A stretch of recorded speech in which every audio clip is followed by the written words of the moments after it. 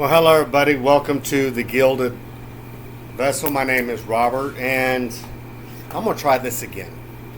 The last video that I did, it cut it way down. It was a 35-minute video, and it shaved it down to 8 minutes. So I'm going to try this again, see if I can get the full video. I come to you today with an important topic that I find that can be disturbing to some people. And the name of this video is called Culture of Language. See, whenever you're talking about the culture of language, everybody interprets language and its use in a different form or fashion. Now, what I mean by this is how people perceive things to be offensive and or not offensive. It's all about interpretation, the culture of language. See, anytime anybody comes to you with a phrase such as, I'm not a racist, but white people. I'm not, or I don't have anything against gays, but, or I don't have a problem with you being gay. But then and goes and uses specific words, statements that are slanderous, that he doesn't find offensive, and he thinks or she thinks that because he doesn't find it offensive that you should not be offended by it. It's all a matter of interpretation. It's kind of like a derogatory word starting with an F and ends with a T used towards gay men. It's offensive. It's born out of hatred, typically by a straight person, or the word fag, G-O-T, or the short fag. See, anytime that word comes out of a straight person's mouth, it doesn't matter about context. It's born out of hatred. It has no place in polite society. It's no different, as I explained it, than a white person using the N-word towards a black person. It's born out of hatred and it's offensive. But like I demonstrated to a fellow co-worker, whenever we were having a conversation, I said it's no different than someone using the word faggot. He goes, but it's all according to the context and how you take it. I said, it doesn't matter. Because it's no different than me using the N-word. It's born out of hatred. It's bigoted. It's being judgmental and prejudiced. Because earlier in the day, our local radio stations been promoting HIV awareness. And he goes, I'm not a racist, but, and he tries to throw out a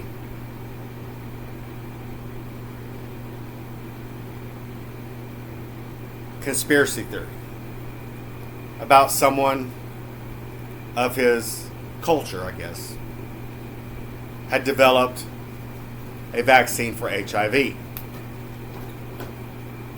But the government squashed it. I said, see, this is a problem with conspiracies. They make it just about plausible, but it's not true. But you can believe whatever you're wanting to believe if you're willing to twist the truth and make it sound believable. And then I told him, I said, you do realize that HIV and AIDS nearly decimated the gay community, correct? I said, but we overcame it through prevention, HIV and AIDS awareness, medicine. See, I gave him a historical fact, which I do constantly because he knows nothing about my culture, about who I am as a person. It's all stereotypical homophobic ideas. Because whenever I talk about the gay community, I'm not talking about color. I'm talking about us as a people. I said there was millions killed worldwide. 50,000 here in the United States alone of HIV and AIDS. I said, but we overcame it with testing, medicine, knowing our status, drugs, T cells that can make someone undetectable, and at that point they can no longer transmit HIV. See, I gave him a lesson, and I squashed his conspiracy theory. He no longer had, because I knew the facts. See, this is my life. This is my people, and I speak their language. I'm educated on HIV and AIDS awareness. See, this is the problem with a lot of people, is they are uneducated. They don't know. Their culture of language is only what they know. It's kind of like white people saying, I'm not a racist, but if you're black, and I've heard that twice by two people that are friends. On the outskirts, face looking in, that's a racist statement. Because now you're judging people because of someone else's ideas that used to work there, the way that they perceived it. It's being racist. And this is what I've been dealing with this week. This is what I've been dealing with in retrospect because of my last situation. I'm now dealing with a bigger situation. Because I told my boss whenever he blindsided me on Tuesday that I would never say anything again. Boy, it's been a tough one, let me tell you. It's been difficult. Gary.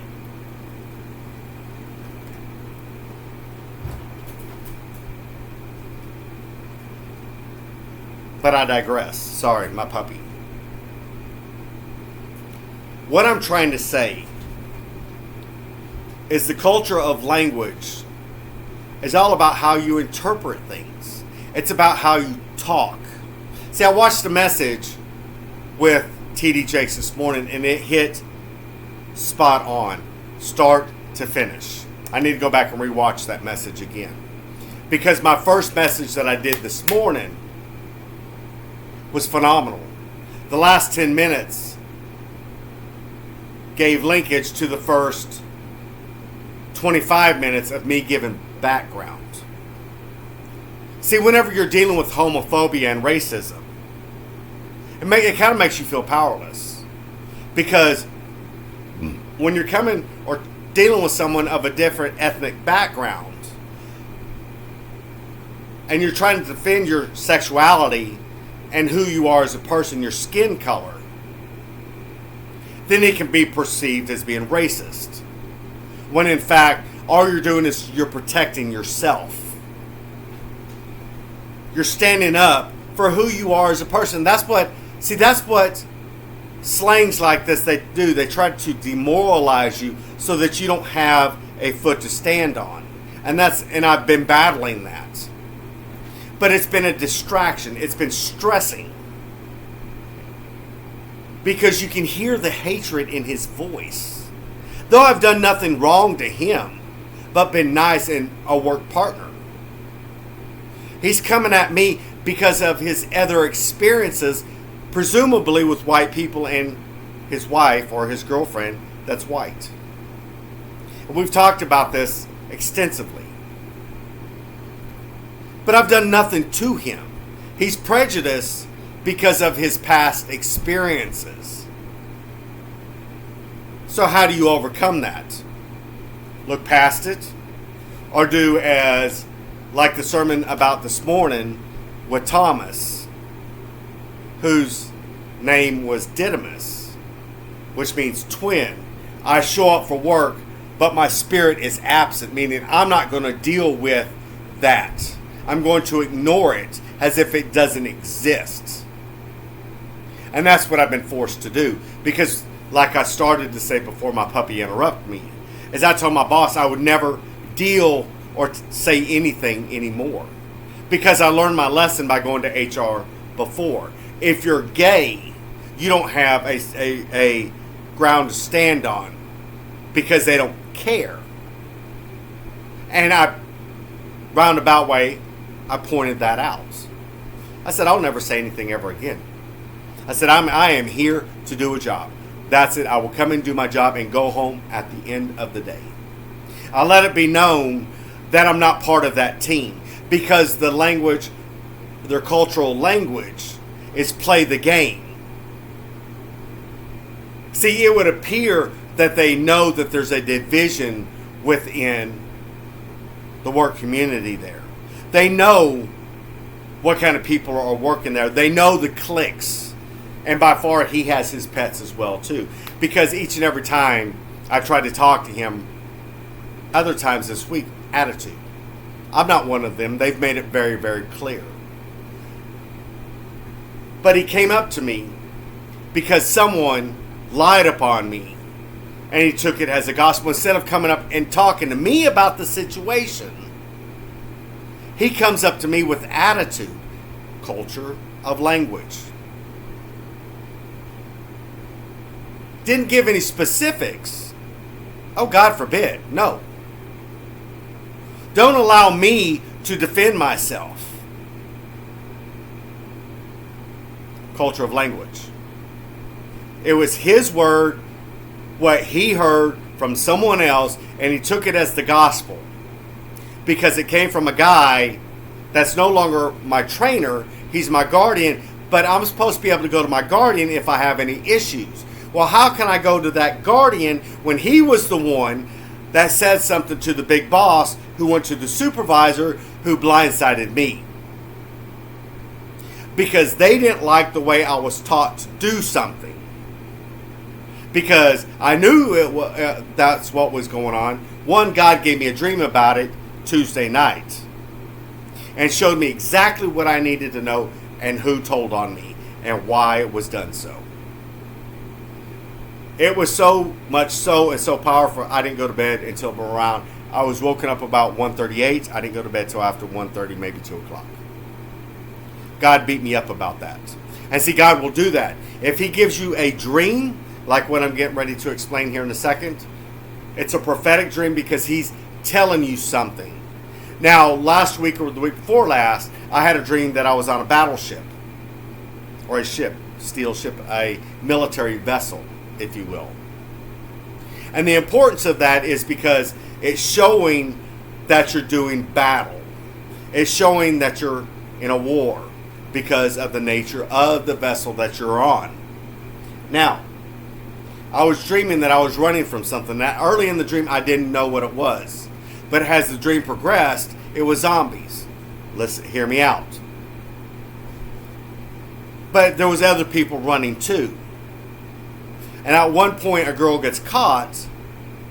She falls to another deck, I guess. But there's a collar on her neck. I didn't know what that meant. Until I opened up a hatch. And I saw someone like all these screens. And these zombies were being controlled. Whenever I woke up the next morning, I knew exactly what that dream meant. Because I've been thinking about it prior. That these people at my work, they're all controlled by the company. If you do this, you'll get this. And they call safety. Say accidents can be prevented is what they say. They have them literally living in fear. They're zombies. If you get any defects, if you don't fill out the number of these cards, we're going to mess with your gain share, which is their quarterly bonuses, which they attach to their, instead of cutting them a different check, they add it to their hourly rate, which puts them in a different tax bracket. And like I pointed out to the guy that I work with, your 401k comes out of that as well too. So you're really not getting anything. He goes, really? I'm like, yes, think about it. No idea. See, people don't think about these things. Why? Because they're mindless zombies there. They got them living in fear. They're all scared to death of HR. Like my former trainer was. Because the very next thing after God gave me that dream, told a girl that I thought was my friend, and I'll explain her in a second, and her culture of language. She's two-faced. I said, you was right. It was him. But I kept wanting to say, do I have any tire marks on my back where I've been thrown under the bus? See, that'd be the second time that he's done so. Because his culture of language is to protect himself. That's his agenda. And that's what I mean in some cases by culture of language. It's how they go and they talk and they communicate to people to make somebody else look bad to save themselves. Now to this person. I thought she was my friend. But then I got thinking, no, she's not, because I saw her on Wednesday running down there carrying them some drinks, and because it was hot and everybody's sweating and that sort of thing. And she was down there maybe 5 minutes, and then she goes back. And I'm watching her.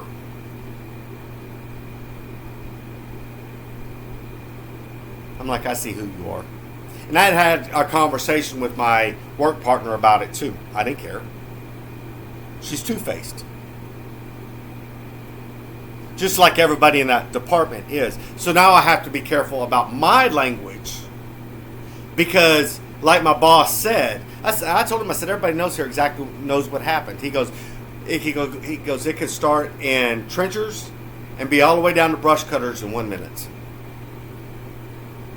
I said, yeah. And I said, that's why I will come and do my job and go home at the end of the day. But the sermon this morning, it was scary. I don't know how else to explain it. That's how scary it was.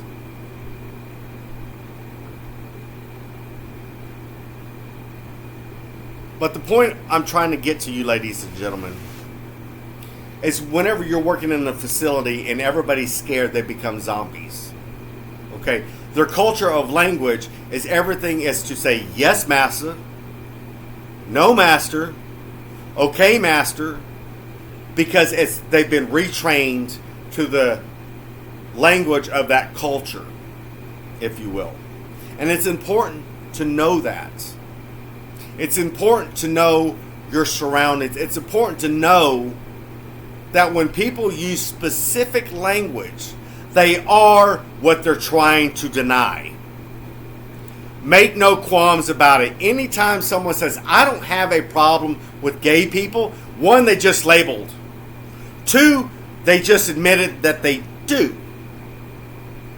They're trying to be supportive, but they're not. Because if you listen to them talk long enough, you will find out who they are. Out of the abundance of the heart, so a man speaketh. And if someone shows you who they are the first time, you better believe them. Because you may never see it again. You're not going to change their mind. You can be the best worker in your life and outprove everybody. But to them, all they see is gay. And I'm not going to be crude about what my mind is saying. Because children need to hear this too. It's like coming out as trans. There is this counterculture idea that's not accepting. Well, guess what? Your workplace is no different. Society is no different. We are going backwards instead of forwards. People need to wake up and realize what we are dealing with. I may complain and preach against the gay community because of the lifestyle and things like that.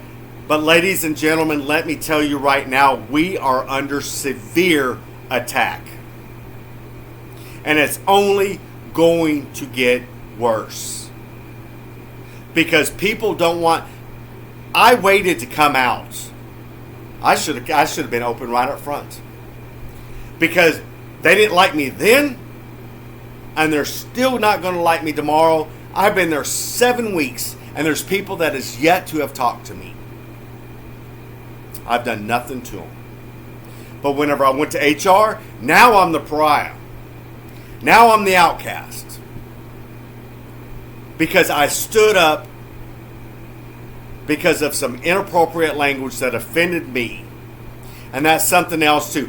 If you're mad, if someone's mad because you reported someone for saying something that they wasn't supposed to, they're mad because you said it. They're friends with the person that said it. They're part of the problem as well too.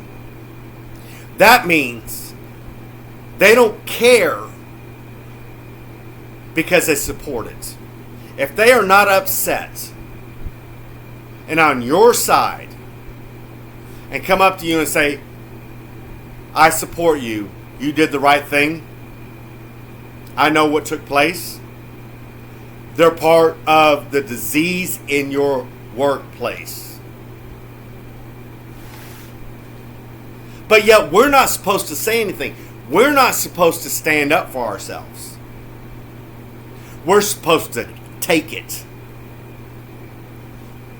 We're supposed to take it. Because, like the guy told me yesterday, whenever I heard about it, he goes, oh God, we got one of those in here? Really? Dude, you don't know me. One of the first things he said was, I thought you was an egotistical, stuck-up SOB. Dude, you don't even know me. Because I'm secure in who I am as a human being. Because God has blessed me. Because I'm a Christian. Because I'm sure about my place in this world. I take up space. I'm supposed to feel insecure because of you? No. I'm sorry. I'm not going to be part of your culture of language. Of what you want to label me as. And that's what it boils down to. The culture of language is labeling. Because they perceive. So therefore they use that kind of language. See what I'm talking about? There's only one scripture that this really fits into. Out of the abundance of the heart, so a man speaketh. Well, there's actually a lot more. But see, like in 1 Corinthians, God uses the wise things to confound the foolish. That's a proverb in and of itself. It doesn't make sense to them. It's foolish to them. It's their culture of language. When you're uneducated, this is all that you know because you won't be educated. You won't see past the tip of your nose. You only want to see and be around people that are like you. Closed-minded, bigoted, racist, homophobic individuals. Because it makes you comfortable. I don't have a problem with gays. Yes, you do. I'm not a racist towards white people. Apparently you are if you're saying that. I don't mean to be racist, but because you're black, you're a racist. And conspiracy theories about HIV. Don't talk to me about HIV. It's HIV. It's my culture. Because I corrected him. I said, we as gay men have overcome it. I said it's the black community that is spread through wildfire because you're not getting tested. You're not taking PrEP. And you won't know your status. That's how you prevent HIV. By living in the darkness. But you want to sit here and blame someone else when your own people are on the down low. Spreading HIV like wildfire, but you want to take and blame everybody else. It's not my fault. I've done everything I'm supposed to do. I live without HIV because I'm careful. That's my culture of language because I'm educated. But people want to go and blame other people and believe conspiracy theories instead of standing up and say we need as a community to start getting protected, get tested, get on PrEP, know your status. But it's easier to blame someone else for your own problems. But never mind the 50,000 gay men that lost their lives in the 80s and the 90s. Entire communities were wiped out. groups of friends that no longer exist. Black, white, Hispanic, Oriental, Middle Eastern, gone. HIV has no racial boundaries. It does not know gender. It knows life.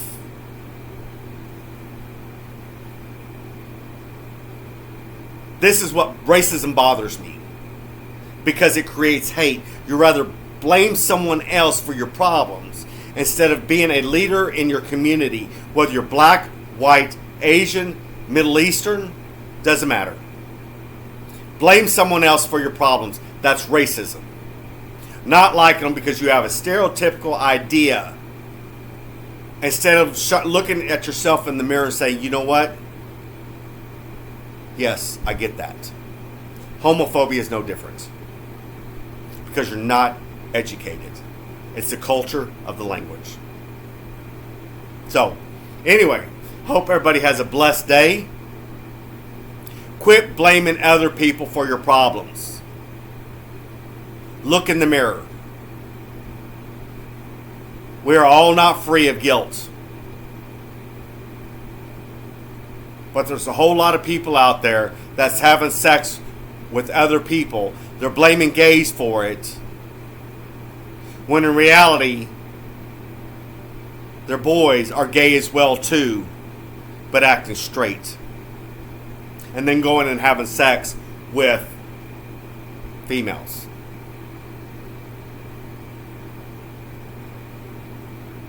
I'll talk about it. I don't care. But the gay community has overcame it. And we are fighting it. Because no one else would come to our battle. No one else would come to our defense. We took the initiative as gay men of every color and stood up and said, we're going to fight this fight, because nobody else, we cannot depend on the straight community to do it for us. We've been a punching bag for everybody, because that is the culture of their language. It's all that they know. Hatred. Y'all be blessed.